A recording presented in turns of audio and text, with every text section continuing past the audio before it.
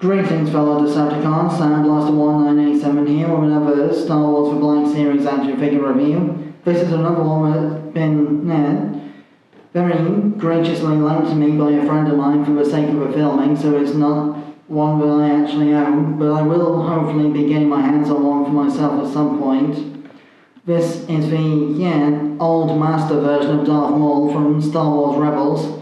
From when you tried to teach Ezra Bridger how to use the dark side of the Force to open the Sith holocron, from the Season 2 two-part finale Twilight of the Apprentice through Seasons 3 and 4 of the Rebel series, until he was finally defeated once and for all by Obi-Wan Kenobi on Tatooine.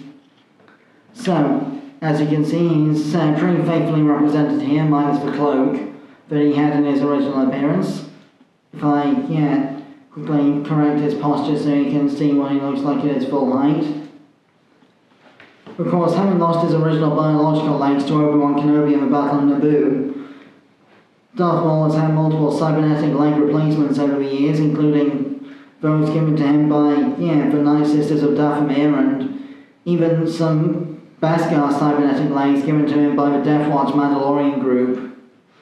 So, articulation-wise, Darth Maul is one of the older Black Series figures, so his articulation is not quite as advanced as some of the more recent figures. But he does have a ball-jointed head with a, double wiggle room sort of thing with ball joints at the top and bottom of the neck. But obviously, moving the head is going to be tricky because of the Zabrak horns that are going to spike into your fingertips a little. Not as bad as my Kamen Rider Bravo SH Figuarts review from a few years ago, but still pointy. Then you've got universal shoulders with a semi-ratcheted outward movement facilitated by the rubber sculpting of his shoulder plates here. No bicep swivel because it's an older figure, but you do get a full elbow rotation for some pretty nasty broken arm injury looking poses. You've also got a soft ratcheted elbow joint like so. A universal wrist with up and down movement for swordman type gesturing poses with his lightsaber. Speaking of which, Maul's lightsaber in this case was mostly scavenged from Inquisitor lightsaber components, because this is the Star Wars Rebels version of Darth Maul, who's been basically invading the Empire for years. Because obviously, being a competitor to the role of Sith apprentice, Darth Sidious would want him dead for basically, failing him on Naboo all those years ago. But back to the articulation, there's also a ab crunch type mid-torso ball joint. Not a full ab crunch like you get on a Marvel Legends figure, but it's definitely serviceable. It's more akin to the way the McFarlane Toys mid-torso articulation range works. Then you've got universal hips, a thigh swivel, a knee swivel, semi-ratcheted deep knee bend,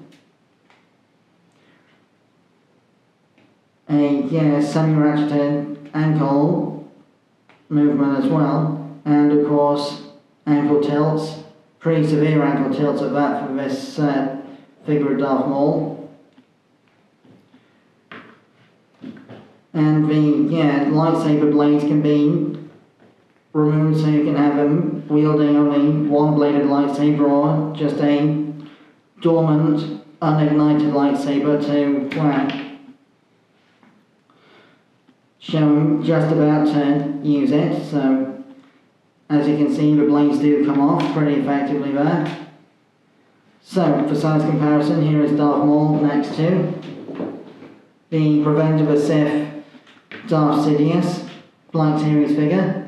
The Yoda duel in the Senate version, which was also the same outfit that Darth Sidious used the last time he met Darth Maul in the Clone Wars Season 5 when he killed Savage Press and tortured Maul with Force Lightning on the first siege of Mandalore. Then for another comparison, here we have the Mattel DC Total Heroes The Flash figure. Again, approximately the same kind of 6-inch height. And that more or less concludes my review of Star Wars for Black Series Old Master Darth Maul. Obviously, if I had the Phantom Menace Darth Maul, I would have used that as a size comparison as well, but sadly I don't own that figure yet. So stay tuned for future reviews for more Sith Lords and such like from the Star Wars Black Series line. I've been Sandblaster1987, thanks again for watching. My next toy review will be the Blokey's Classic Class Transformers 1 Megatron model kit. Till then, till all are one, and may the Force be with you, always.